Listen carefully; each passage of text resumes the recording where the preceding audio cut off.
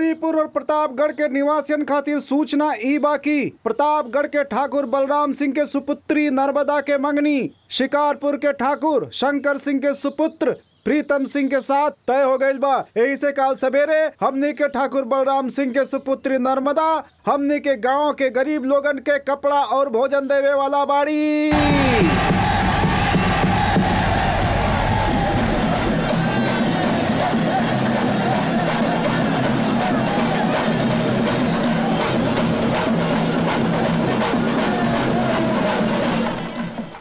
कहे जी हमने की नर्मदा के शादी बड़ा धूमधाम से कल जाई ना?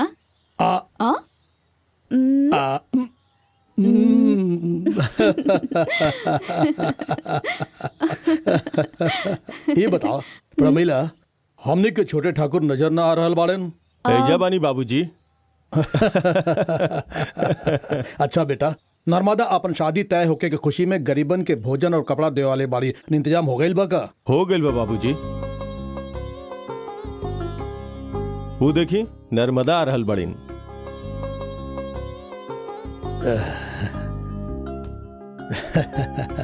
चला भाग्यवान चलल जा। अपन बिटिया के दुल्हन के रूप में गरीबन के भोजन और कपड़ा देवे के साथ साथ उनकर खुशी में देखल जाए। चला।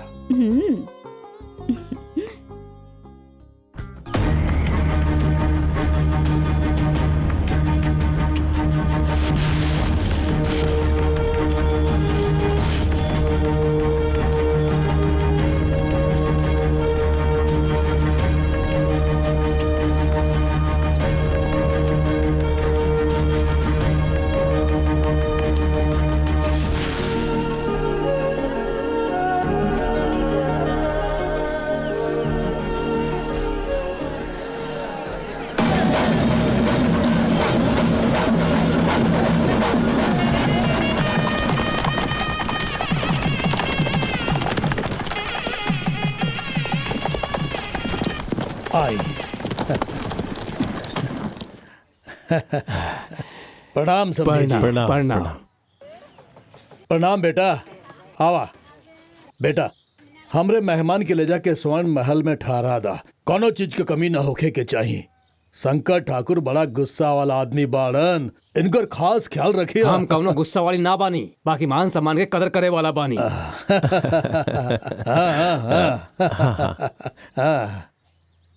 आई दामाद जी, अतिथि भवन चलल जाए।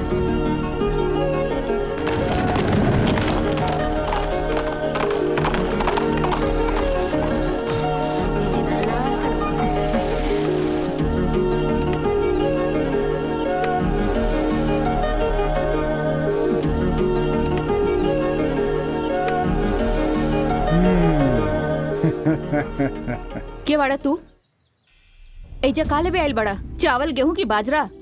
चावल गेहूं ना लेवे आयल बानी। वहाँ नर्मदा से बिया करे खातिर आयल बानी। हाँ तोहर इतना हिम्मत? ठकुराइन हम आपके नीलकंठ बानी, कोनो पागल नहीं खी। ई देखी।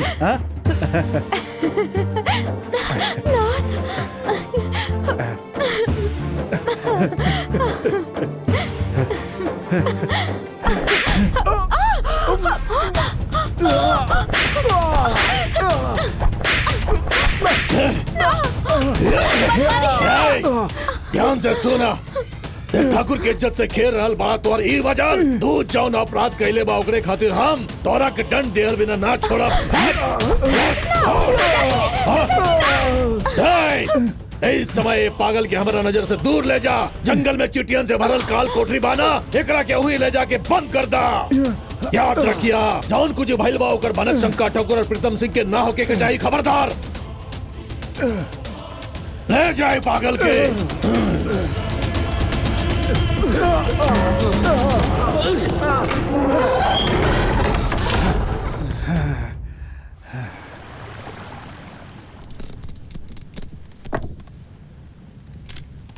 अच्छा प्रीतम सिंह, आज तू हमनी के साथ बड़ा खुश बाड़ा, लेकिन काल से नर्मदा के गुलामी करे लगबा। आखिर ये सब भइल कैसे भाई? सब हमार बाबूजी के राजतंत्र है। चोल महाराज के दिहल जमीन पर फसल उगा के सोना निकाल कर देत रहलन हमार ताऊजी कुलदीप सिंह ठाकुर।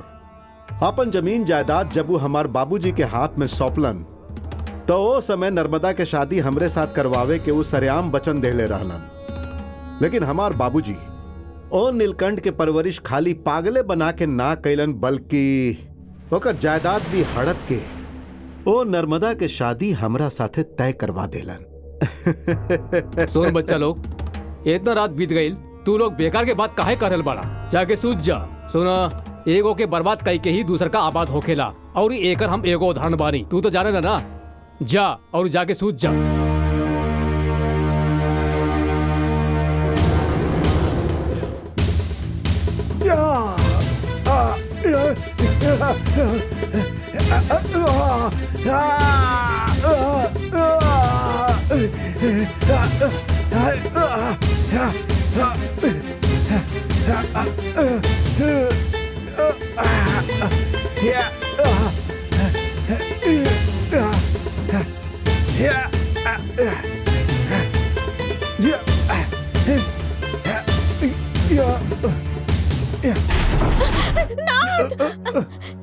ये आप का करल बानी? आप ऐसे नहीं कर सकत। ना हमरा के मर जाएगा।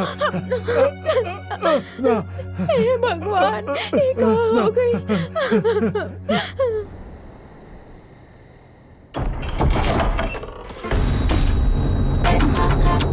कहाँ बा वो पागल के बच्चा? कहाँ बा वो पागल? कहाँ बा? हम यहाँ बानी महाराज। हम पागल ना बानी महाराज। सच कहें तो हम आज तक एगो चीटी के भी ना मरनी महाराज। रास्ता में अगर कोनो सांप भी आयल तो हम हाथ जोड़ के विनती करी ला जाए खातिर महाराज। ओकरा बावजूद भी वो काट लेलस तो हम सह लेला महाराज। आप भी हमरा के ना समझनी। नर्मदा, ये गुड़िया के खेल नहीं खे। काल तोहर शादी बा। शंकर ठाकुर और प्रीतम सिंह कौनो आम आदमी ना बालन। ए अपमान के वो बर्दाश्त ना कर पहिन। इतना सब कुछ होखला के बाद हम शंकर ठाकुर से शादी रोके खातिर कौन मुंह से कहब? प्रमिला, नर्मदा हमनी के सगी बेटी ना बाड़ी, तब्बो ये जौन चाहले बाड़ी हमनी देहनी। ओकरा बावजूद नीलकंठ के अपनावल चाहताड़ी तो हमरा के कौनो एतराज नहीं खे। पिताजी, बालपन में ही आप कहले रहनी कि इहे हमार पति परमेश्वर बाड़े और हमार तन मन में भी इहे बाड़े। हम भाग के इनका साथ विवाह कर सकेनी, लेकिन हम ऐसा ना करब। खैर, अगर आपके मंजूर नहीं खे तो आप अपन इच्छा अनुसार हमार शादी कराई, लेकिन हमार शादी ओ महाराज से कबो ना होगी। ओकरा से पहले हमार मरल मुंह देखब आप। ना ना महाराज, आज्ञा दी हम वही काल कोठरी में चल जाए महाराज।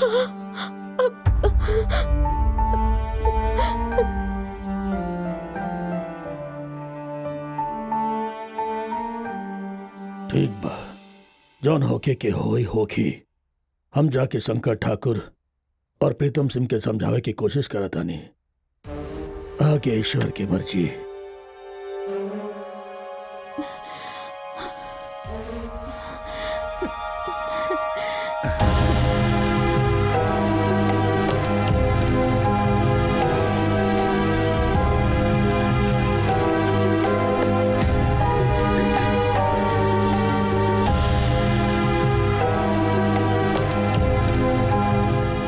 हम क्षमा चाहता नहीं।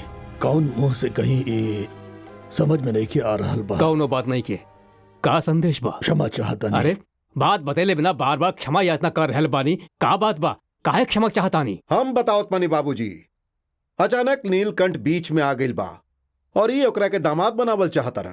का कहला?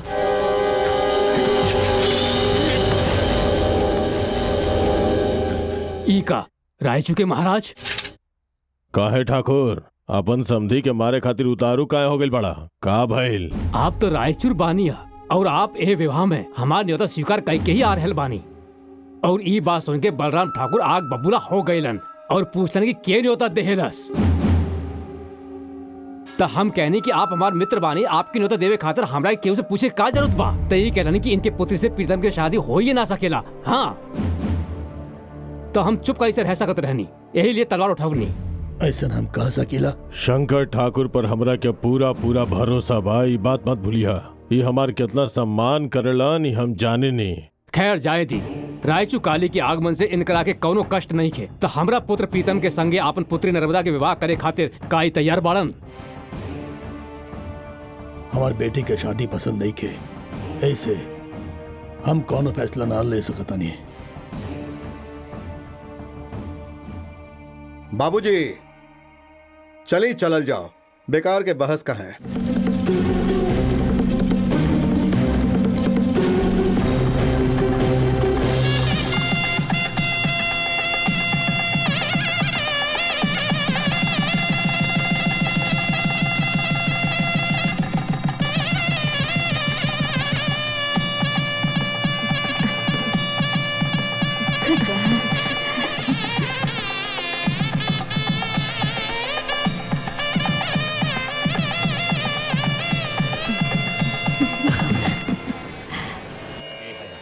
हमने के आशीर्वाद दूर दी। हटा हमारा आंख के सामने से।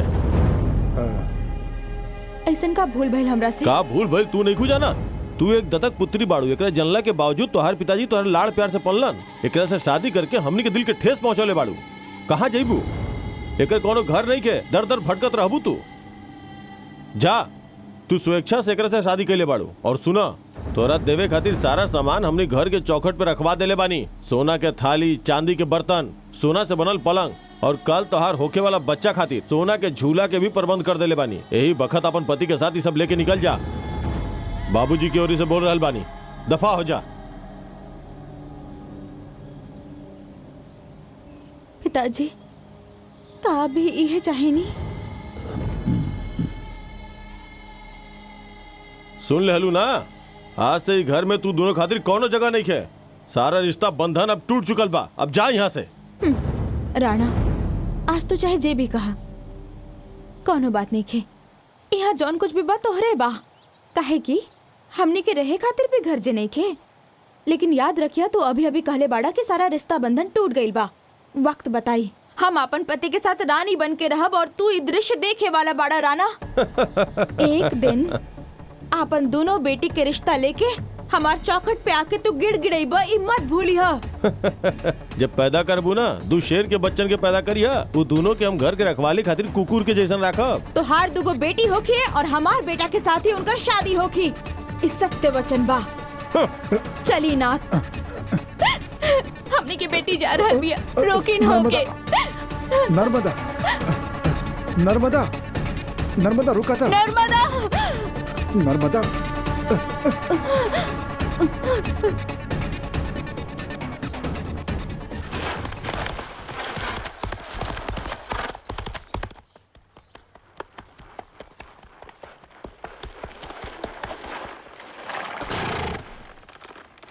कह मंगल माही, ऐसे देख रहल बाड़ू, पहचान लू ना? पुरान ख्यालन में विचरण करत बाड़ू। हाँ ना सरकार, आपकी आवाज सुनती हम पहचान गए रहनी कि आप ही परमानंद बानी। हाँ माही, कड़ा धूप बा, हम आपके तनी छाछ दे तनी पी के जाई। इली ही तहरा हाथ से छाछ पियल कितना दिन हो गए।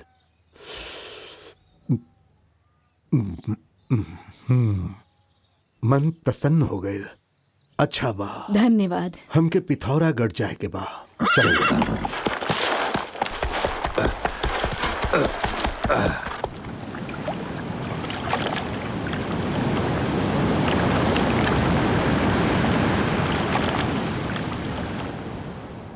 मंगल सिंह, तू जोन करत आ रहा हूँ ठीक नहीं किया। हाँ ठीक नहीं खे। ये वा जौन जगह बा वो पर हमार भी हक बा। वो झरना में जवन पानी बा वो पर हमार भी हक बा। पानी यहाँ सबके संपत्ति बा। वो केवल तहार बा ही बोल के जश्न मनावल कहाँ के इंसाफ बा। सालों से ये लोग वो झील के पानी इस्तेमाल करके खेती बाड़ी करत आवत बाड़े। अब अगर तू पानी बंद कर देबा तो ये बेचारा लोग का करिए। हमने एगो बूंद पानी ना दियल जाए तो होनी के। हम बोल देनी ना, तेरा से जवन बन पड़े कैला। हमार बात तोरा समझ में नहीं किया आवत ना? बिल्कुल नहीं। बोला और शंकर के बुला के लेके आवा।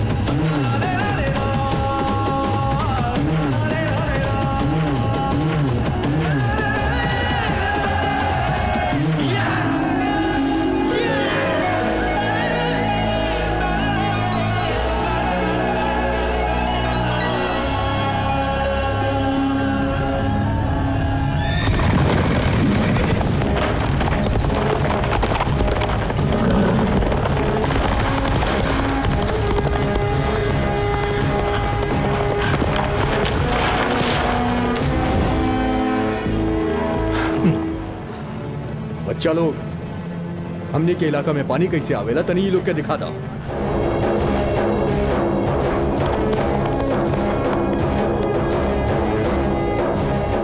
ऐसे पहले कि हम गांव के सीमा तक पहुंची, ये पानी गांव के अंदर तक पहुंचे के चाहिए।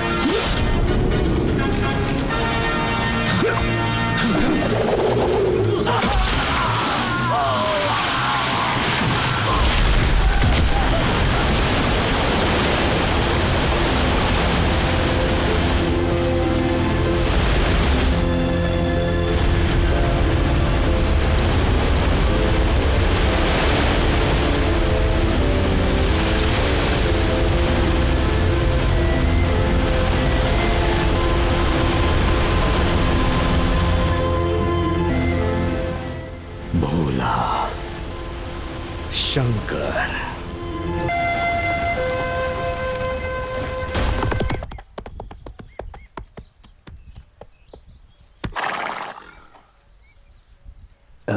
कहवा बा?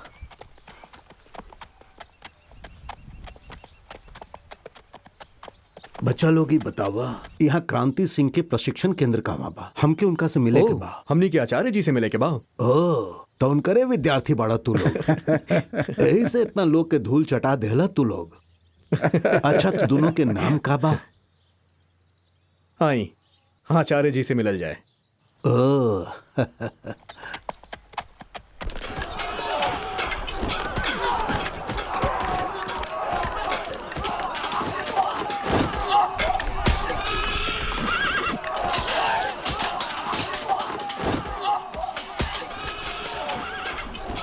वो देखी हमनी के आचार्य जी परमानंद जी। आई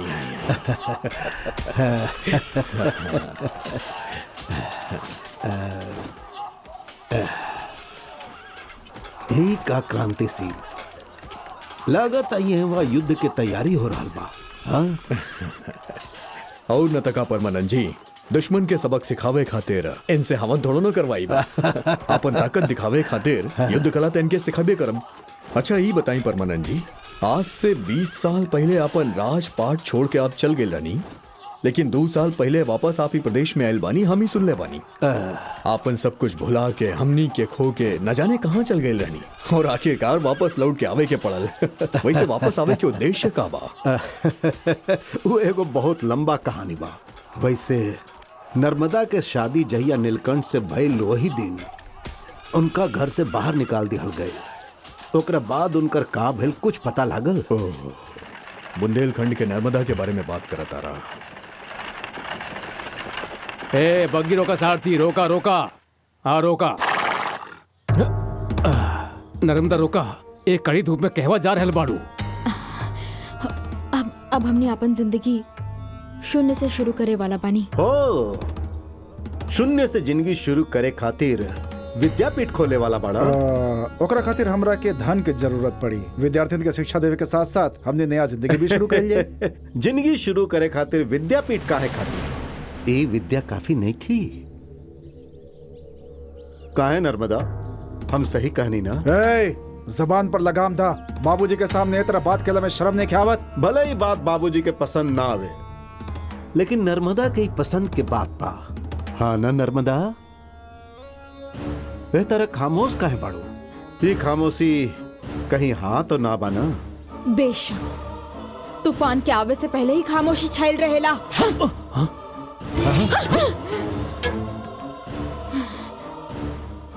नारी जात के कमजोर मत समझिया, समय इला पर शेरनी भी बन जाली हूँ। नर्मदा चला, हमने अपन एक नया दुनिया बसाई। नर्मदा, तू अपना पागल पति के साथ मिलकर केकरा की चुनौती दे रहल बाड़ू। तू नहीं जानत बाड़ू हम दोनों के टुकड़ा टुकड़ा कई के चील कौवन के खिया सकीला। तू केकरा की चुनौती देता आड़ू जानत बाड़ू? शंकर ठाकुर के। चला बेटा। जाई जाई, हमार ससुर के जो चोल महाराज जमीन जायदाद दिले रहे, उस सब के हड़प के हमनी के मझदार में छोड़ के सीना तान के हमनी से बात करत रहले। जाई, वो जमीन जायदाद ही छीन सकेलन, लेकिन जवन संपत्ति हमार बाबूजी हमरा खातिर छोड़ के गइल बाड़न, ओकरा के वो कबो न छीन पैहन। ये सब सुन के हमार मन बहुते दुखी हो गइल। यही खातिर तीर्थ यात्रा पर निकल पड़ली। अच्छा ये बतावा, ओकरा बाद नर्मदा और नीलकंठ कहवा गइलन? वो दोनों चोर महाराज के पास चल गए। वो नीलकंठ कुलदीप ठाकुर के बेटा बाई बात, और वो दोनों अपन आप बीती महाराज के बता देले। महाराज उनकरा पे तरस खा के तनी जमीन उनकरा दे देले। तलवार पकड़े वाला नीलकंठ के हाथ हल थाम लेलस, और नर्मदा भी खेती में ओकर साथ देली। उनकर बोअल फसल सोना उगले लागल। आज अच्छा खासा संपत्ति के साथ कुंवर सिंह के नाम से नीलकंठ खुशी से जिंदगी का बहुत प्रसन्नता भइल। लेकिन नर्मदा के खाइल कसम के अनुसार ओकरा कोनो बेटा ना भइल। सुने में आइल बा कि ओकर खाली एगो बेटी बाड़ी। नर्मदा जौन कसम खैले रहली वो व्यर्थ ना गइल। नीलकंठ से नर्मदा दू जुड़वा बेटा के जन्म देली। उहे हवे भोला और शंकर। हम वो लोग के पाल पोस के हर कला में निपुण बनेले बानी। ई बात केहू ना जानेला। आप रास्ता में देखले हो खब जे 20-30 लोग के धराशाही कैले, उहे बाड़े उ भोला और शंकर। भोला और शंकर और उनकरा साथे जोन तीसर रहे ना, वो गोरखनाथ के बेटा बा, वीर बहादुर। तो यही बात बा। हाँ। यही से नाम पूछला पर भी ना बतावत रहलन। धन्यवाद। का कहला? बलराम ठाकुर के पोती लोग जल पूजा करे आ रहल बड़ी। अच्छा योजना बा। न्याय के गला घोट के नरक जाए खातिर कह रहल बा। महाराज, आज वो पागल नीलकंठ चोल महाराज के दया से राजमहल में बहुत स्वाभिमान के साथ जीवन बिता रहल बा। ओकरा जिंदा छोड़ल हमनी के भूल रहे। अब अगर वो श्यामलाल ठाकुर के साथे मिल गई तो आपके जिंदगी खतरा में पड़ सकेला। महाराज, हमार बात में स्वर्ग नरक के भाव मत देखी, कहे से कि राजतंत्र है। राजनीति के क्षेत्र में न्याय और अन्याय ना देखल जाला। समझ गई नहीं? पराक्रम महाराज, प्रीतम सिंह के योजना के पूरा करबा ना? अवश्य करे के बा। हर साल के तरह दू कुंवारी कन्या दुर्गा मैया चंडी मैया के रूप में सज धज के नदी में उतरिहन, और ए साल भी हर साल के जैसन ठाकुर राणा के दोनों बेटी लोग जल पूजन करिहन।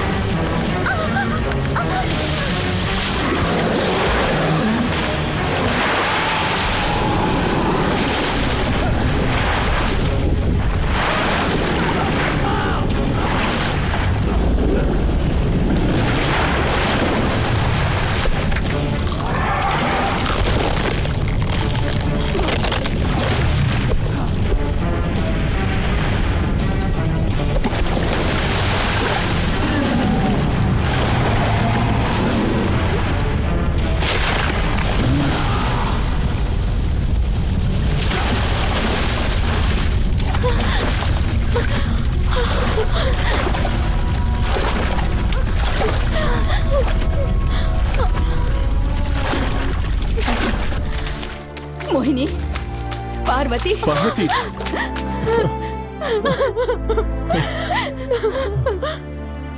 तू ठीक बाड़ू ना? रो मत बिटिया।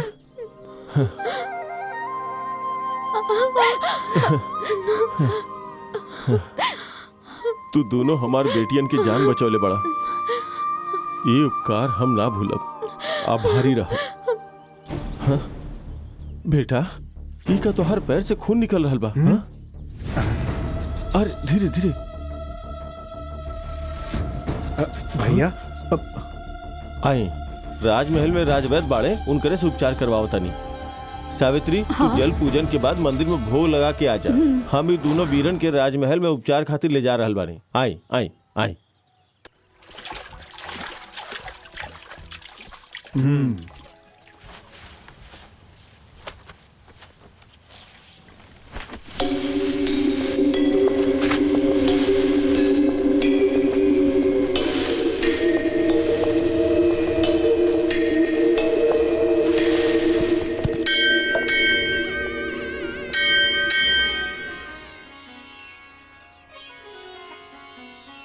केकरा के नाम से बटिया? बेटी लोग के नाम से कर दी ना माँ, हमनी के जे बचलस उनका नाम से कर दी। हाँ माँ, उनका नाम से ही अर्चना कही जाओ। ये लोग के जान बचाए वाला के नाम जाने ला? ना, हम ना जाने ली। वो देखिए, हो सका तो उनका के मालूम होगी। का हम पूछ के आई? उके हुआ और ना बेटा, हमनी के गांव के नर्मदा है। हमार जाके पूछल कुछ ठीक ना होखी। तुहे लोग जाके पूछ लेना। ठीक बा माई, चला।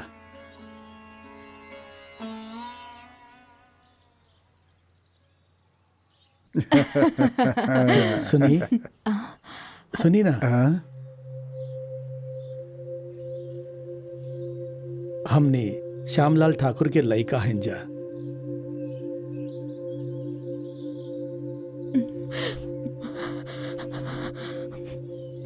पिताजी कैसन बाड़न बेटा? ठीक बाड़न, ये दोनों हमार बहन बाड़िन। हमनी के आशीर्वाद दी। ये दोनों पानी में डूबत रहली, दो भाई लोग इनकर जान बचावलन और वो के बारन हम ना जाने ली और नाम भी नहीं खे पता। का बता सके नहीं? नाम ना जाना तड़ा, ईश्वर के नाम से अर्चना करावा। ईश्वर हमनी के रक्षा ना कैले? जाना था नहीं।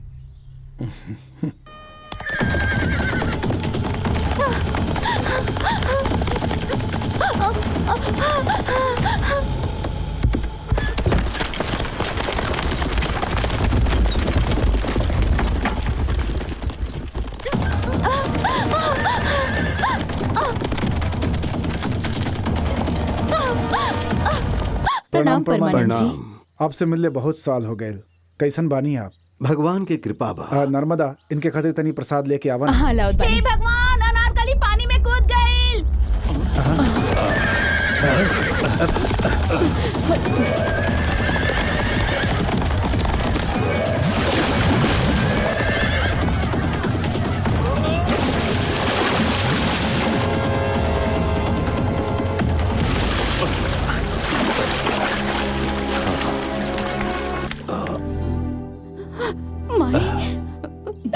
वो बहसी प्रीतम सिंह कुछ दिन से हमार पीछा करत रहे। वो कमीना के डर से हम अपन इज्जत बचावे खातिर नदी में छलांग लगा देनी, ना तो हमके उठा लेके जाई। कहा वो कमीना से डर के तू अपन जान देबो? इन नर्मदा के बेटी बाड़ू, तू याद रखिया। कहाँ गई तोहार हिम्मत? हम आई, हम तहार बेटी बानी। दोनों भाई तरह से बिछड़ गईले, लेकिन हम तरह से ना बिछड़ब। अब हम खामोश ना रहब माई। हम तहार बेटी बानी, हम ही साबित करके रहब। बेटी अनारकली, धैर्य मत खोइहा। तोहर दोनों भाई जीवित बाड़े, तो के डरे के कोनो जरूरत नहीं है। ई का कहत बानी? हमार दोनों बच्चा आज जीवित बाड़े का? हाँ बेटी, यह बतावे खातिर हम एजा आइल बानी। बहुत जल्दी ये सच्चाई बाहर आवे वाला बा। ठीक बा, रवा लोगन शंकर बाण दुर्ग जाई। हम काली महाराज से मिलके तुरंत आवत बानी।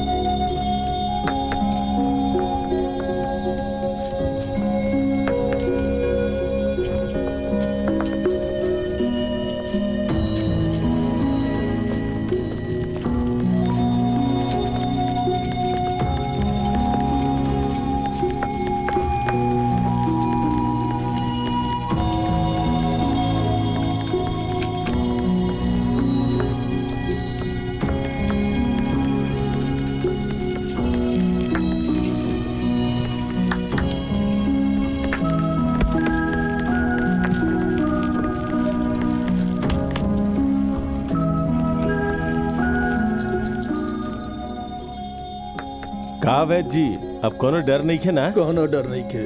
अच्छा भोजन खरीद चल जाओ।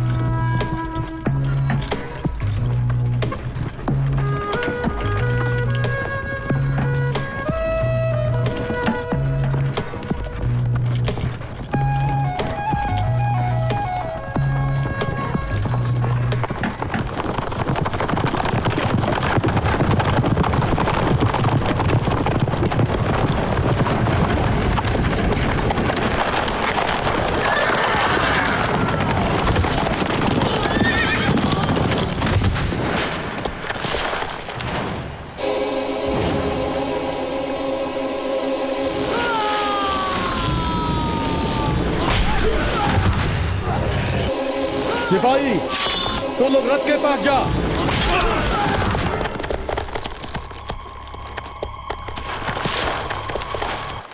अब डेराई की कोनो जरूरत नहीं के, तो लोग जा।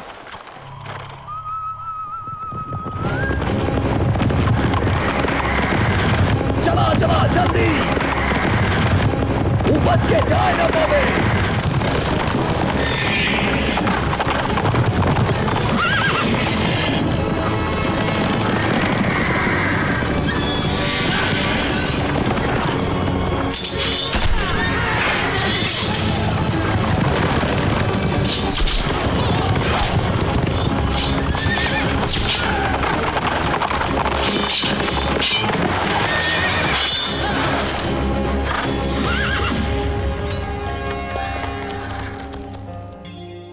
ध्यान से सुना, तोहनी सब जने के कैद कई के काल कोठरी में डाले के हुक्म दिहले बाड़न हमार काली महाराज।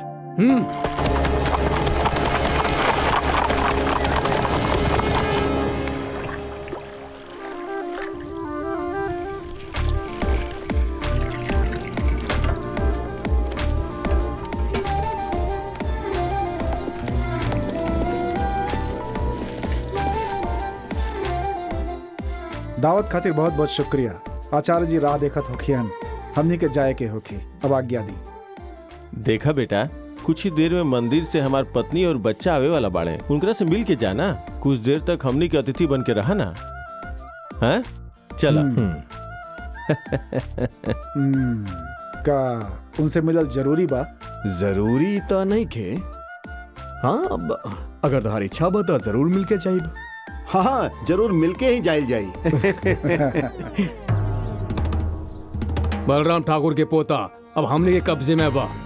आप जाके काली महाराज से कह दी। काली महाराज से ना, नर्मदा के हमरा हाथ से छीन ले रहे हो बलराम ठाकुर।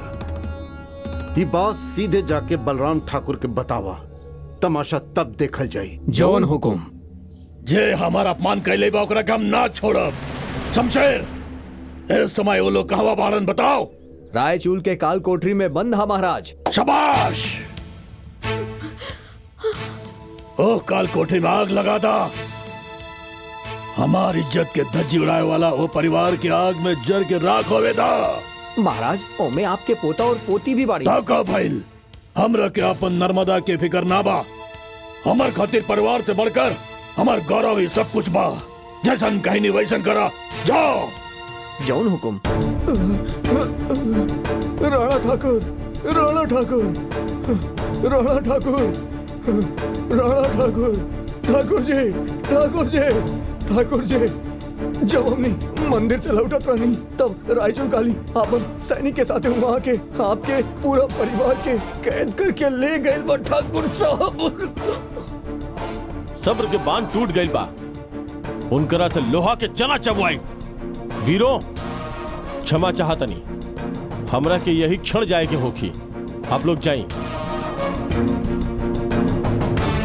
तनी रुकी, हमने आपके नमक खैले बानी, हमने ऐसे ना जाए। आपके मुसीबत में छोड़कर गए हमनी के तन को गवारा नहीं खे, हमनियो चलब। धन्यवाद वीर लोगन, हम पहले ही से आप लोगन के एहसानमंद बानी। हम नहीं जानत कि तू लोग केकर पुत्र हवा, लेकिन तू लोग के वीरता हम देखले बानी। हम तोरा के वचन दे रहल बानी कि तोहार मदद से अगर हमार परिवार बच गईल तो हम अपन बेटियन के शादी तू दोनों के साथ करवा दे। ये हमार वचन बा। प्रस्थान कैल जाओ।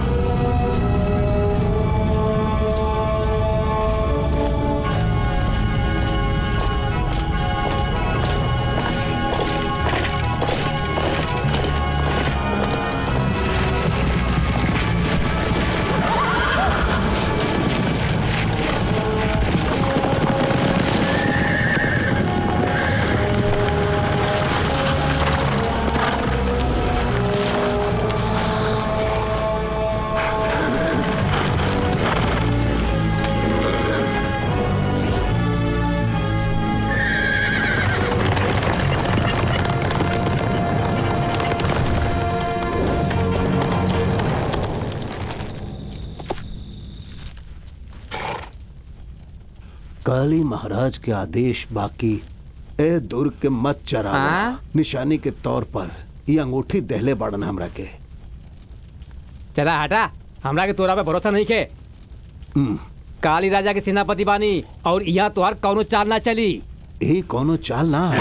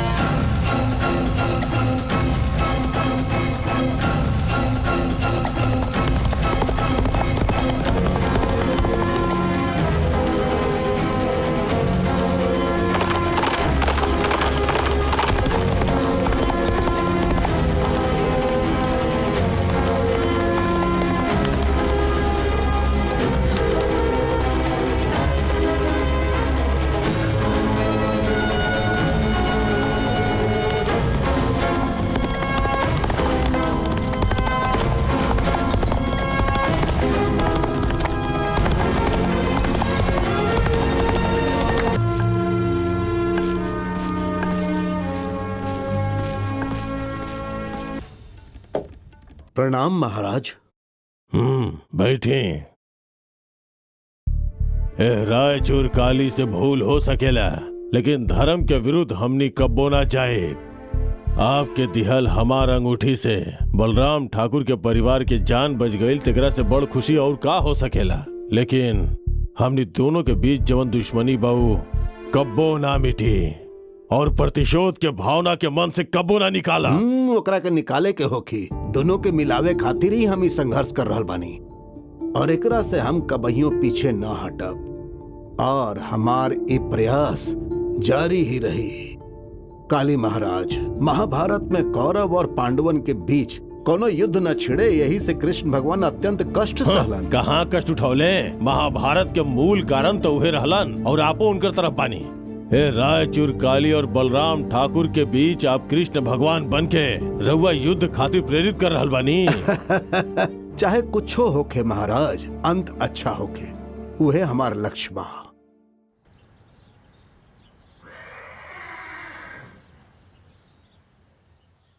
छोटे ठाकुर सह परिवार आ रहल बाड़न।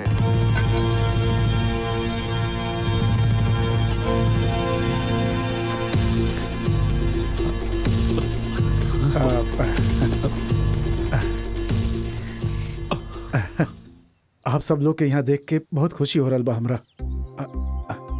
आई नर्मदा से ना मिलब का? अंदर आई, आई ना, आई आई आई। नर्मदा, अनारकली, देखा था क्या आइल बा?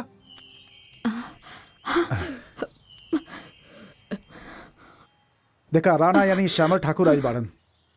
राणा, नर्मदा, नर्मदा, रोवा मत, हम आ गइल बानी। कैसन बाड़ू तू? ए भी अनारकली, हमार बेटी। नर्मदा, देखा, ये बा हमार बेटा प्रताप सिंह, ये बाड़ी मोहिनी, और ये हईन पार्वती। और पता भा, ये वीर लोग ही 2 बार अपन जान पे खेल के हमार बेटियन की जान बचौलन। यही से अपन बेटियन के शादी इनकरे से करवा रहल बानी। हमार शपथ के का होखी राणा? ओइसे तोहार तो कोनो बेटा ही नहीं खे। ई झूठ बा, हमार दोनों बेटा अभी जिंदा बाड़े। आपन फैसला बदल के आपन बेटी सबकी शादी हमार बेटा से करे के पड़ी।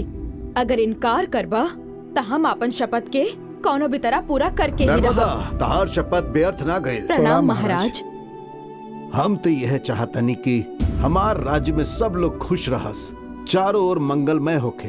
विवाह मंडप से बाहर आवे के बाद नर्मदा और नीलकंठ जौन कष्ट उठौले बाड़न, उस सब हम अच्छा तरह से जाने नहीं। ए बेचारी के साथ का भइल सब जानतनी। श्यामलाल ठाकुर भी इनका साथ बुरा व्यवहार कैलन, इहो हम जानतनी। खैर जायदा, आज वह श्यामलाल के नर्मदा के घर में देख के हम के आश्चर्य भइल। ए त नर्मदा खातिर गौरव के बात बा। अपन भोला पति के रक्षा करके सारा राज्य में इनका नाम रोशन करके इनका कुंवर सिंह बनावे के श्रेय नर्मदा के ही जायला। संतान प्राप्ति खातिर दोनों कितना मंदिर मस्जिद गैलन हम जानतनी। ई जान के शंकर ठाकुर और बलराम ठाकुर का कैलन पता बा? कुछ ज्योतिष लोगन के बुलवा के दुर्गा मैया खातिर रथ तैयार करवा के रथ यात्रा करे से संतान प्राप्ति होखी, ऐसन कहल वैलन। और ऊ दिन भी आए।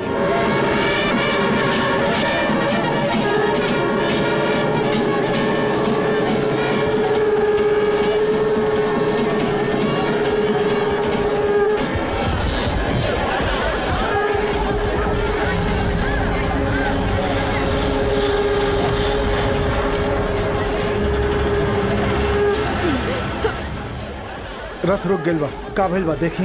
एकर कारण का हो सकेला? दैवीय प्रकोप, रथ के मंदिर पहुंचना अति आवश्यक बा।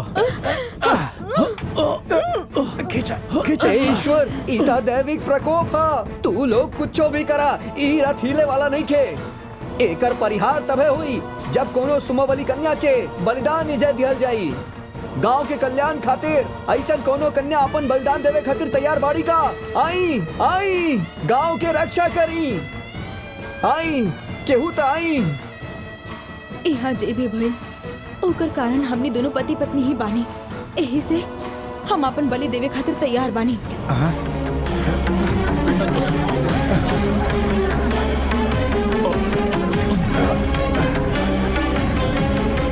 रुक जा, रुक जा। ई दैविक प्रकोप कुछो नहीं खे। ई केहू के साजिश हा। एकरा हम ठीक करब।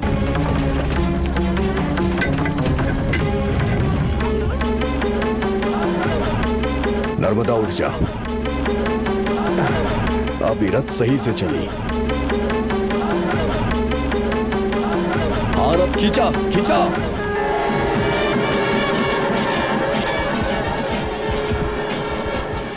नीलकंठ, संतान के प्राप्ति खातिर रहर ओहर भटके से अच्छा बा अपन राजमहल में जाके शांति से रहा। अगर संतान के योग बा तो भगवान संतान जरूर देंगे। समझ गई?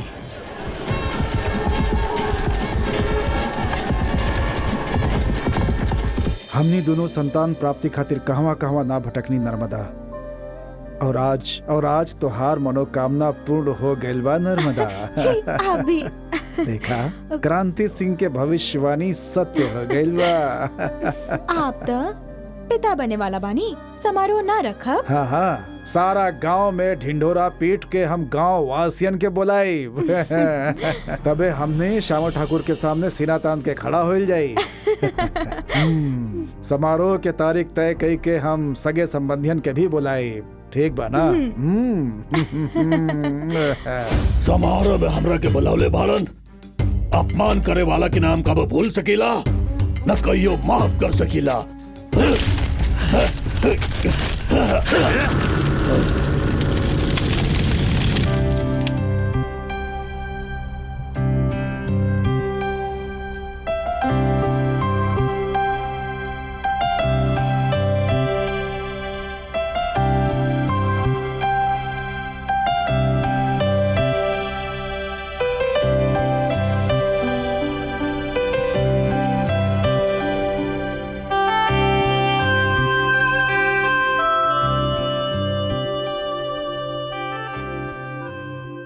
का भइल? हमार घर से केहू भी ना आइल। नर्मदा, तोहरा साथ हम तो बानी ना।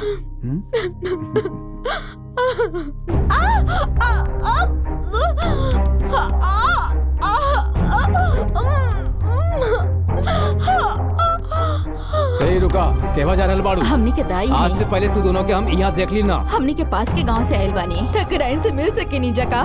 आप जाके मिल सकेली, मर्द लोग ना मिल सकेलन। आप जाएं। धन्यवाद।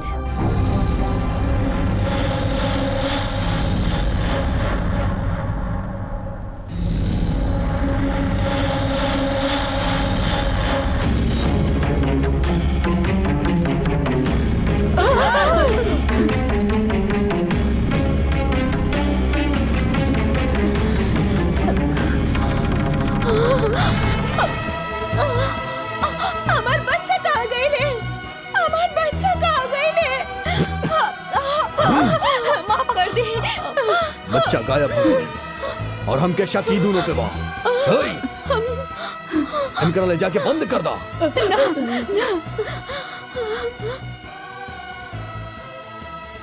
का है क्रांति सिंह, जब हम सुनली उ सचबा का आप का सुननी कि नर्मदा के बच्चा बहिल बा। दो जन्म ले रहे लेकिन दोनों गायब बाड़े। गायब करे वालन के कैद कर देनी। अगर उ दोनों बड़ा हो गइलन त हमार जिंदगी के ए शंभूलाल के वचन कहियो व्यर्थ न गइल काली महाराज। जी हाँ, हम जौन कहनी वो सत्य बा। दुर्गा मैया के वचन कबो खाली ना जाई। दुर्गा मैया के वचन खाली ना जाई। मतलब अगर नर्मदा के बच्चन के रायचूर काली के जान से खतरा पा तो मासूम बच्चन के मौत के घाट उतार दो। तो फिर वो दोनों बच्चन के हत्या के करी? हाँ? जी वो हम करब। ठीक बा, तू दोनों बच्चन के तुरंत काली महाराज के हवाले कर दा। खुदे हमार दोस्त रायचूर काले वो दोनों बच्चा के मार दिहन। चाहे कुछ होखे, ये तक घोर पाप होखी। दुश्मनी में पाप और पुण्य के बारे में कबो सोचल मत करा काली महाराज।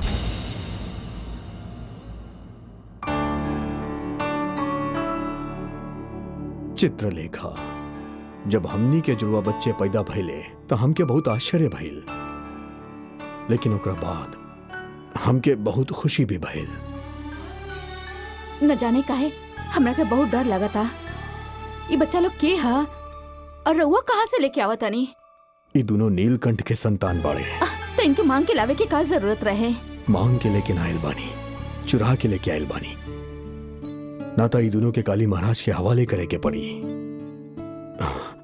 और वो ये दोनों के मारे खातिर बेचैन बाड़े।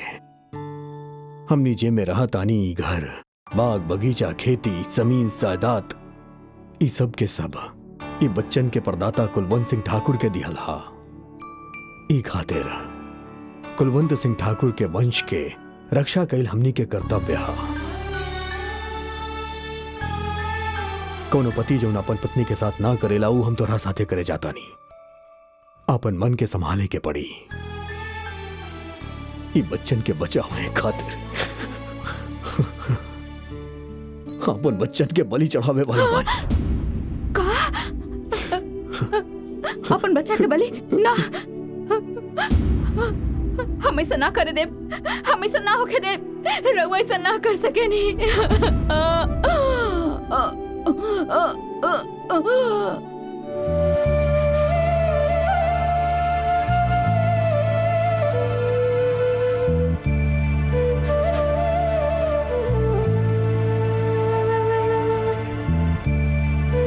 वीर बहादुर, तू चोरी छुपे ई सब सुनत रहला हम जाना तानी। ई खातिर जौन भइल ओकर गवाह तू बड़ा। माँ के ख्याल रखिया। जी हाँ।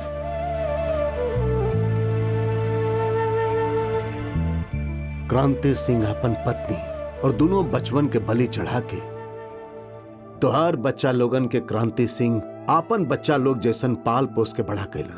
और ये दोनों शूरवीर और केहू नहीं खे। देखा, ये दोनों तोहार पुत्र हवन। ये भोला और वो शंकर।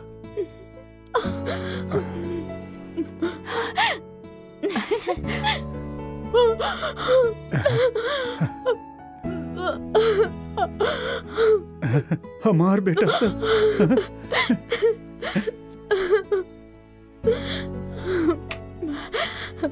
आपका कहत बड़ा राना, तुहार दोनों बेटी के शादी था हमार दया के बिना ना हो सकेला। बिल्कुल सही। तोहार शपथ तो पूरा होखे वाला बा। हम अपन दोनों बेटियन खातिर तोहार दोनों बेटन के हाथ मांग रहल बानी। इतना बस बा कि और गिड़गिड़ाई।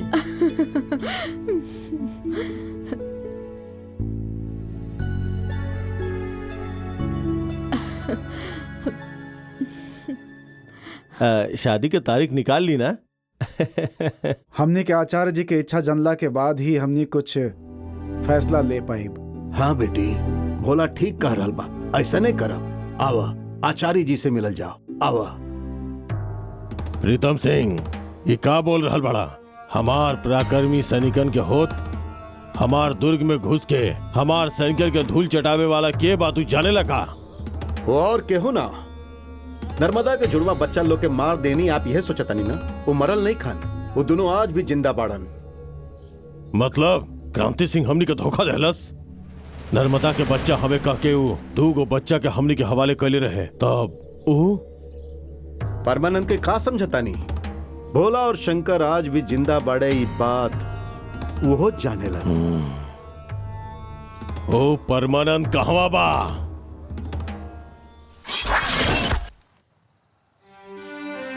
नर्मदा के शपथ अनुसार भोला और शंकर के शादी छोटा ठाकुर के लड़कियन के साथे होके के चाहिए। एमे हमके कोनो आपत्ति नहीं है। अपन खानदान के मान बचावे खातिर अपन परिवार के बच्चा के ले जाके उनकर हाथ में सौंप देनी। हम बच्चन के उनकर हाथे में दे के अपन पत्नी के का जवाब दे भी है सोचत सोचत घर लौटत रहनी। लेकिन एकर भी हमके मौका ना मिला। काहे कि हमार पत्नी ये दुनिया के छोड़ के जा चुकल रही। ओकरा बाद एक दिन ओकर समाधि पे हमें को शपथ लेनी, चित्रलेखा तहार बच्चन के हम मार देनी। ओकरा खातिर तो गुस्सा मत होइया। हम अपन बच्चन के ई देश खातिर, ई मिट्टी खातिर अर्पित कैले बानी। हमनी के बच्चा लोग के जे लोग मरले बाड़े उनसे ई बच्चन के जरिए इंतकाम लेब। और तब तक ई बच्चन के ब्रह्मचारी बना के पालब, उनकरा से बदला ले, ही शपथ लेता नहीं, कसम खाता नहीं चित्रलेखा, कसम खाता नहीं। आचार्य जी, आप बिल्कुल चिंता ना करें, आपके वचन के हम नहीं पूरा करब, और पूरा करके ही हम नहीं दम लेब। सत्य वचन। सत्य वचन।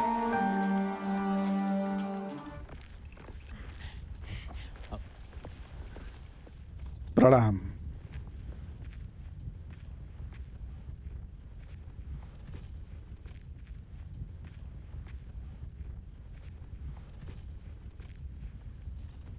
ई दोनों हमनी के होखे वाली बहू। जानतानी जानतानी, हमार शपथ पूरा करे खातिर भोला और शंकर हमरा के वचन देले बाड़े। परमानंद देकर गवाह बाड़े। कहाँ बाड़े परमानंद जी? आचार्य जी, परमानंद जी के का जरूरत बा? हमनी अपन वचन से कबो ना मुखरब। आप हमनी के चिंता कैल छोड़ दी और अपन बेटियन के शादी कहीं और करा दी। आचार्य जी के दिहल वचन से बढ़ के हमने खातिर और कुछो नहीं खे। पिताजी, हमनी दोनों अगर जियब तो उनका साथ ही जियब, वरना हमनी दोनों उहे नदी में डूब के अपन जान दे दे। पिताजी। मासी, आपकी शपथ और पिताजी के दिहल वचन के अनुसार ये शादी अवश्य होगी। केवल इतना ही ना, भोला और शंकर आचार्य के जवन वचन देले रहले ओकर पूरा होके तक हमनी दाम्पत्य सुख से दूर रहब। ई हमनी दोनों बहन के आपसे वादा बा। अगर आपके स्वीकार नहीं खे तो बहन जौन फैसला ले बड़ी वो हमके स्वीकार बा।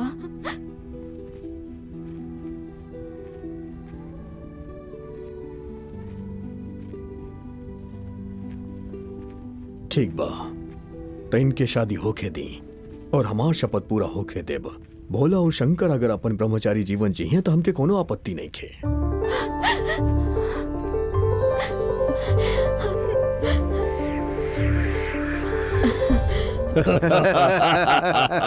प्रणाम। काली महाराज, गुप्तचर के जरिए एगो बहुत खास संदेश मिलल बा। भोला, शंकर, परमानंद और क्रांति सिंह, ये चारों शंकर बाण दुर्ग में बैठकर साजिश रच रहल बाड़न। वो हमनी के रायचूर राज्य पर आक्रमण करे के साजिश। उनकर साजिश रच के हमनी पर आक्रमण करे तक हमने चुप ना बैठब। इस समय हमार सेना उनकर दुर्ग के चारों तरफ से घेर ली, तब वो भोला और शंकर जान हथेली पे लेकर यहाँ भागत आयन। बिल्कुल सही कहा तनी। और हमनी के सेनापति पराक्रम सिंह उनकरा के यहाँ से भगा दी है। पराक्रम, युद्ध के तैयारी करा। जो हुकुम।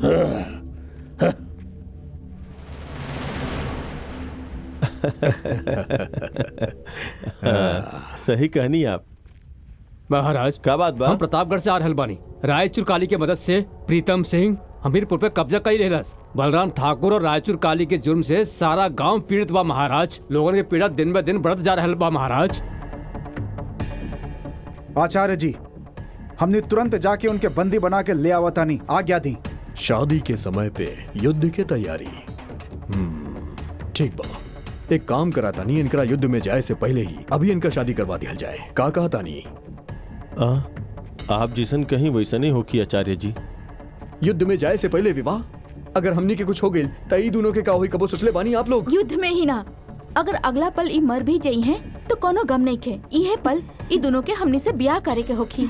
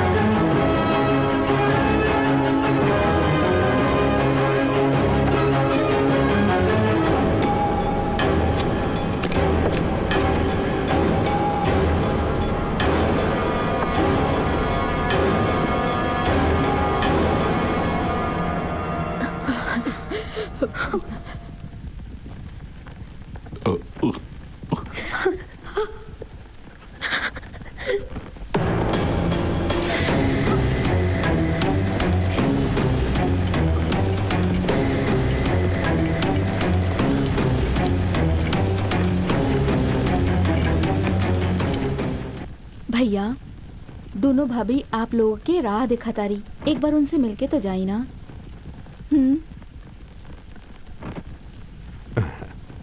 विवाह के पश्चात ये सब होखल सहज बा, ई बात हम अच्छा तरह से जाने ली। लेकिन तहरा के तहार पत्नी लोग भली भांति जाने ली, वो ऐसे ना कही है। जा मिल के आ जा।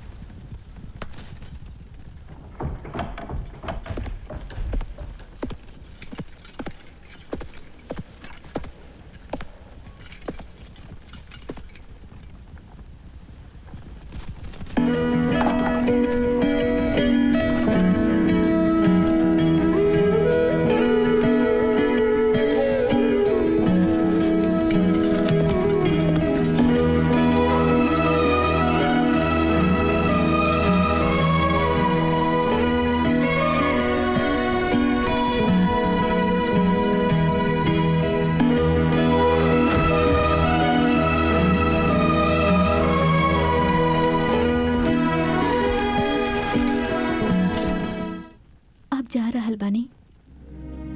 हाँ प्रिय, आपके जीत खातिर हम एजा तपस्या करब।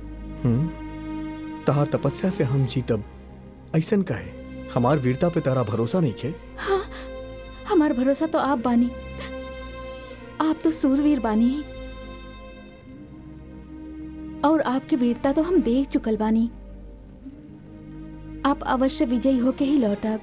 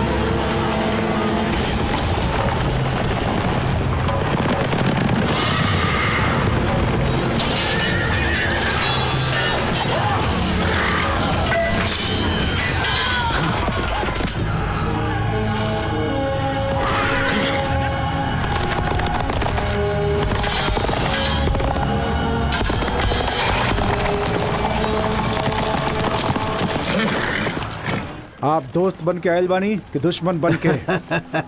तो के हम पे भरोसा नहीं खे? कहे से कि आप काली महाराज के मंत्री जौन ठहरनी। एक जमाना में रही, अब ना बानी हम। कबैयो हम शंकर ठाकुर और बलराम ठाकुर के कदर करत रही, मगर आज नहीं। जब वो दोनों काली महाराज के मित्र बन गईलन, हम वजह से निकल गए नहीं और चोल महाराज के शरण में जाके तुहार मदद खातिर हम सेना लेके आयल बानी। आपके धन्यवाद, हमने के आप पर गर्व बा।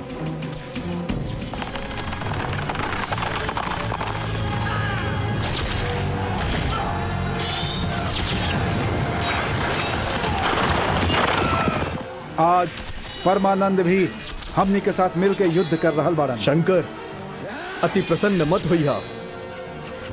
एकरा पीछे उनकर का लक्ष्य बा ई तू ना जानेला।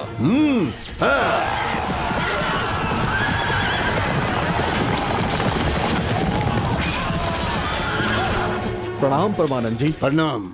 हमनी आपके आभारी बानी, लेकिन हमके एगो शक बा। तो के भी शक बा?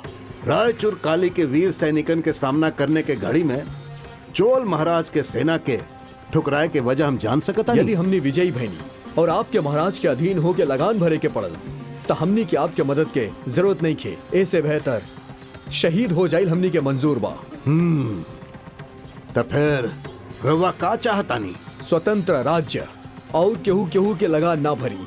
तुहार शर्त के चोल महाराज के ओरी से हम पूरा करत बनी। बाकी हमार भी एगो शर्त होके माने के होखी। विजय होके के बाद चोल महाराज के दावत में तोहके आवे के होखी। अवश्य हम आई। आक्रमण!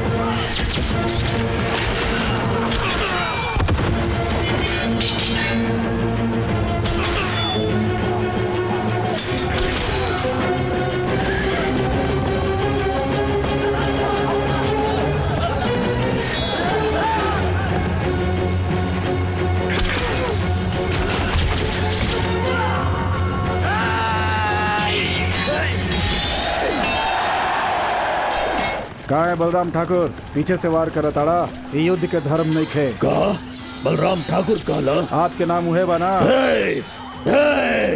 तोहार वंश के जड़ से उखाड़ के बेके का खातिर हम कुछ भी कर सकीला। तोहार माँ तू तू तू ओ कलमुही की वजह से हमार पत्नी के मौत हो गई। ऐसे तुमने सबसे बदला लेवे खातिर हम काली से दोस्ती कईनी। महल में आराम करे के उम्र बा आपके। तलवार लेकर रणभूमि में तो आ गईला, बाकी जैबा कैसे? आपके जगह के हुआ और होखत तो कर सर धड़ से अलग कर देले होती। देखनी आप, अब आप निहत्था हो गए बानी। अब हम बतावता नहीं, चला कुश्ती लड़ल जा। हाँ।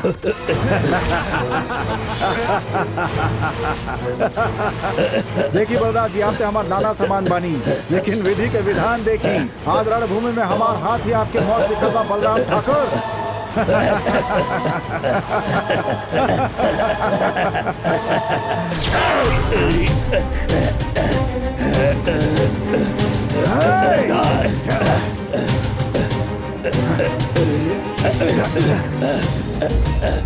जाने अनजाने हम कितना बुरा काम कहले पानी।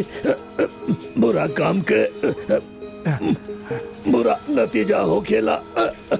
ये हमरा क्या आज ही पता लागल। तू बोला हवा की शंकर। हम आपके बोला बानी। बोला हमरा के माफ कर दो बेटा। जौन कुछ जौन कुछ तोर भाई के साथे कहली ओकरा खातिर माफी चाहतनी। दुश्मन के छोड़ियो ना बेटा।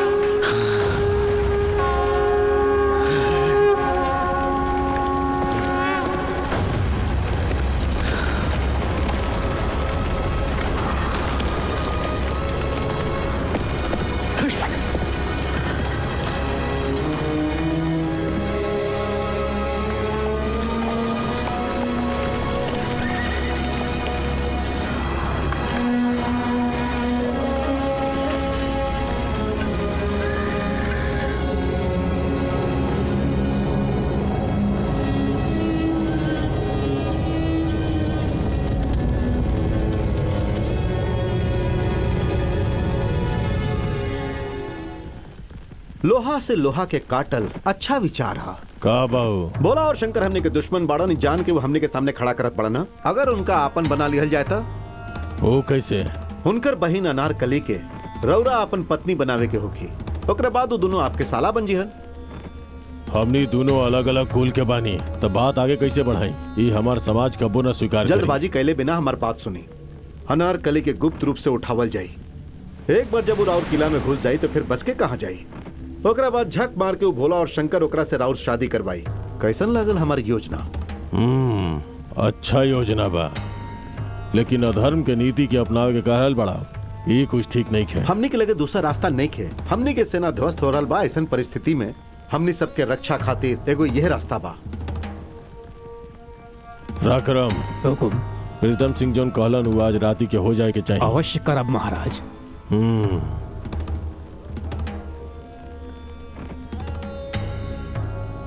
पराक्रम हम महल में इंतजार कर रहल बानी। खाली अनारकली के उठावे के नहीं खे, नर्मदा के भी खत्म करे के बा और आरोप एकरा पर आई।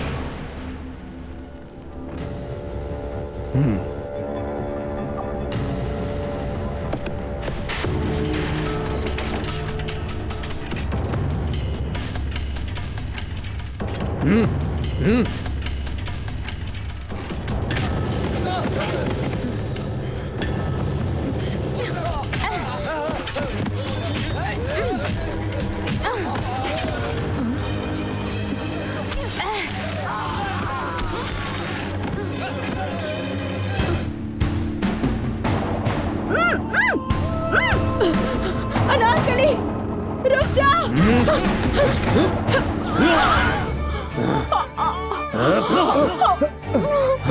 नर्मदा नर्मदा नर्मदा नर्मदा नर्मदा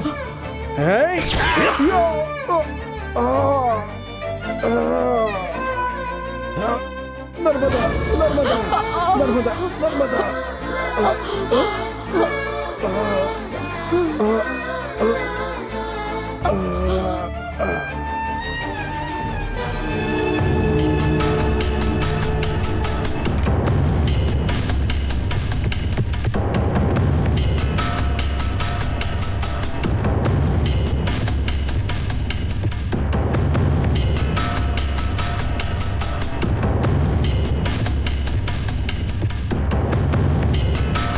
के बड़ा तू और काहे खातिर हमके इजा उठा के ले आइला? रायचूर काली के सेनापति बानी हम। पराक्रम नाम बा हमार। रायचूर काली राजे के कामधाम छोड़ के अपहरण के काम कब से शुरू कर देला? जवान के लगाम दा। हमार महाराज के का हुक्म बा जनताड़ू? ऊ तोहरा के पावल चाहतड़न और हम तोरा के उनके शयन कक्ष तक उठा के ले जाए। अगर हम ना आईनी त? हम तो ऐसन सेवक बानी जाऊं सरकार से पहले तोहरे यौवन के भरपूर मजा लिहब। ओकरे बादे हम तोहरा के सरकार के सामने पेश करब। कहे कि हमो देखल चाहतानी कि ये फूल में ऐसन कौन खासियत बा जेके पावे खातिर सब लोग बेचैन बाड़न। ई जनला से पहले तू बेमौत मारल जाइबा।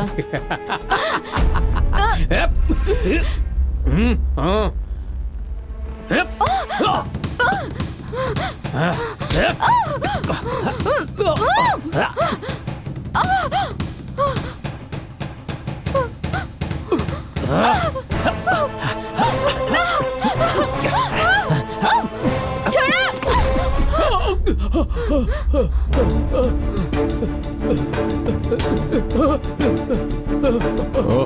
ए तरह अबला नारी के साथे बल प्रयोग करत तोरा शर्म ना आइल? थू, गद्दार। हमार पीठ पीछे ऐसा काम कितना साल से करत आ रहल बाड़े, आज से तू ये लायक ना रहबे। सरकार क्षमा कर दी, भूल हो गई। क्षमा और तोरा के पराकर हम का कहलनी और तू का कैला। तोहरा जिसन सेवक के कारण आज हमार नाम बदनाम हो गई।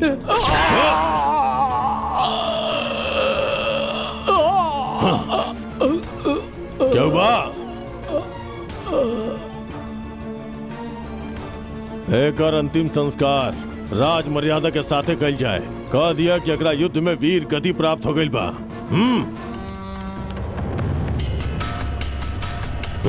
ले जा।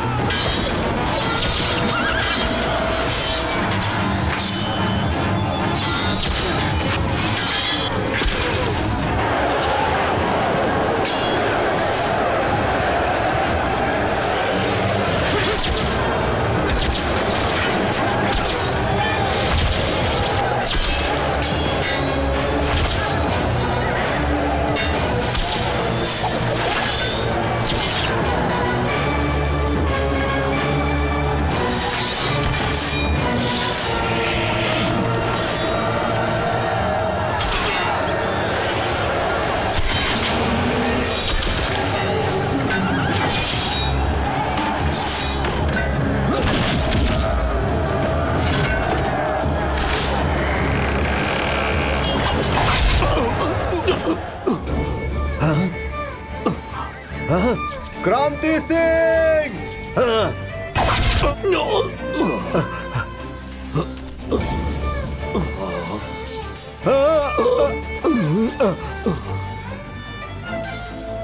आचार्य जी, शत्रुवन के खात्मा करके तारा के अपन राज्य वापस लेवे के पड़ी। इ राज्य के प्रजा शांति से जिए, इ अब तारा हाथ में बा। तब तक हमरा कुछ ना होई। जा आचार्य जी। जा। तोहरा जैसन महावीर योद्धा के रणभूमि में भावुक न होके के चाहिए। आगे बढ़ावल कदम पीछे ना हटे के चाहिए। जा जा जा।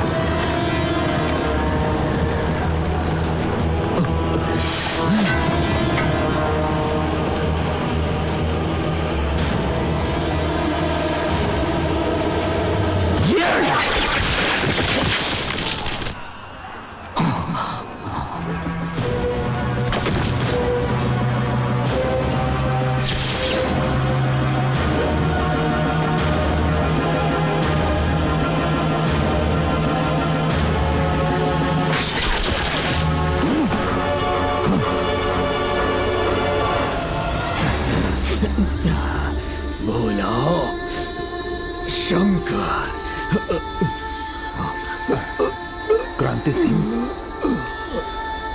क्रांति सिंह, क्रांति सिंह।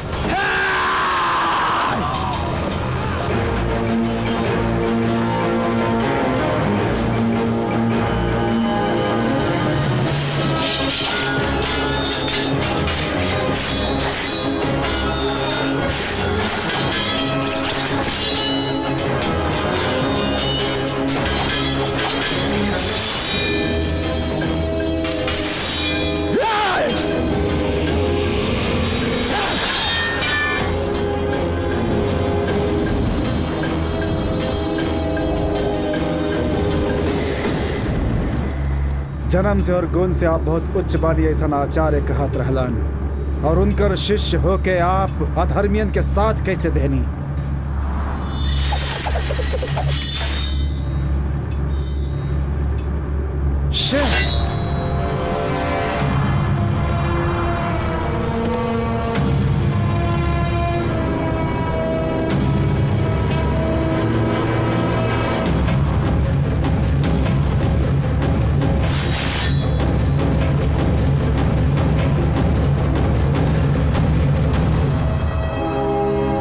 प्रीतम सिंह अपन स्वार्थ खातिर हमार मित्रता के लाभ उठौलस।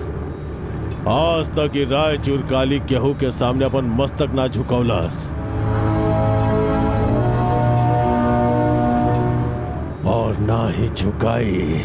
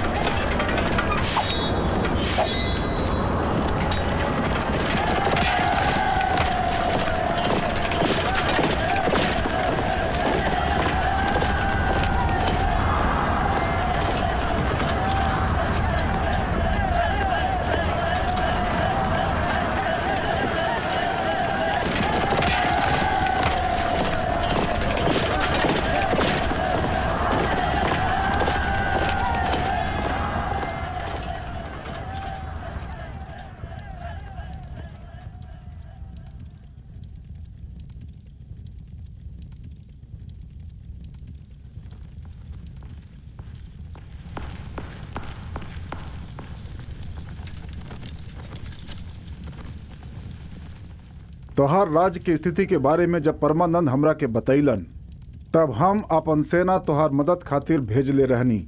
भोला और शंकर और राज्य पर विजय प्राप्त कैले रहलन, लेकिन वो राज्य पर हुकूमत करे खातिर हमार मान्यता के जरूरत बा, और मान्यता के बिना ई नामुमकिन बा। और इहे ना, चोल राज्य के सहमति के बिना केहू भी ओ राज्य में कुछ भी ना करी। एकरा साथे साथे रायचू राज्य भी चोल राज्य के अधीनता स्वीकार करके लगान भी भरी हन। ये हमार शर्त बा। आप हमार सत्कार कर रहल बानी या फिर तिरस्कार कर रहल बानी महाराज? रुक जा। हाँ? ई का वीर, तू आज भरल सभा में चोल महाराज के अपमान कैले बाड़ा। खैर, हमरा के तोरा से कोनो शिकायत नहीं खे। जब कोनो नन्हा शिशु आपन माँ के हाथ के अमृत फेंकेला तो दंड के पात्र ना हो खेला। सूची पट के कहाँ फेंकला तू? बोला, का कारण रहे? महाराज, ई युद्ध खातिर जवाब सेना भेजनी त हमनी एगो शर्त रखले रहनी। शर्त? और हम? वो कैसन शर्त बा? हम कुछ नहीं की जानत। क्षमा चाहता नहीं, उस शर्त हम ही रखले रही। चोल सेना से मदद लेवे से पहले जीत होखी तो लगान ना भरी हन, अधीन ना रहियन, यही शर्तन के साथ समझौता भइल रहे। दोनों राज्यन के भलाई खातिर ही हम ऐसन कहनी, और ये बात हम रउआ से कहल भुला गई। ऐसन बात बता, चोल राज्य के साथ पूर्व राज्य के कोनो संबंध ना रही, ऐसन भोला और शंकर के विचार बा? हाँ? कौनो संबंध ना होकर तो हमनी ऐजा ना आईती। हमनी के राज्य के मित्र राज्य के मान्यता दिहल जाए तो वह काफी बा। गुलामी कबो हमनी स्वीकार ना करब। ओहो, ठीक बा। और यदि हमार राज्य तोहार राज्य के साथ मैत्री पूर्ण ना रहियन तो तोहार राज्य के भूमि स्वतंत्र भूमि कहला पाई का? राजन, हमने शीश कटा सके नहीं, लेकिन शीश झुका के गुलामी कैल हमने के पसंद नहीं खे। हमने के क्षणिक सुख के कोनो आवश्यकता नहीं खे। हमने युद्ध में प्राण गवा सके नहीं, लेकिन गुलामी के जंजीर में जकड़ के रहल पसंद नहीं खे। हमने के केहू के गुलामी हमने कबो कबूल ना करब। यदि ऐसा सपना भी कभी आयल था, उसे हमने की वीरता और सम्मान के ठेस पहुंची। वाह वाह। आज ये वीरन के वीरता देख के खाली हमरा ही ना, आप लोगन के भी आश्चर्य होखत होखी। इतिहास में इनका नाम लिखल जाए। भोला और शंकर के वीरता के किस्सा और इनकर इच्छा अनुसार पूर्व राज्य सारा अधिकार के प्राप्त करके चोल राज्य के साथ मैत्रिक राज्य बन के ही रही, और ओकर सम्मान करता नहीं। हम भोला और शंकर के मोतियन के राज की हार देता नहीं।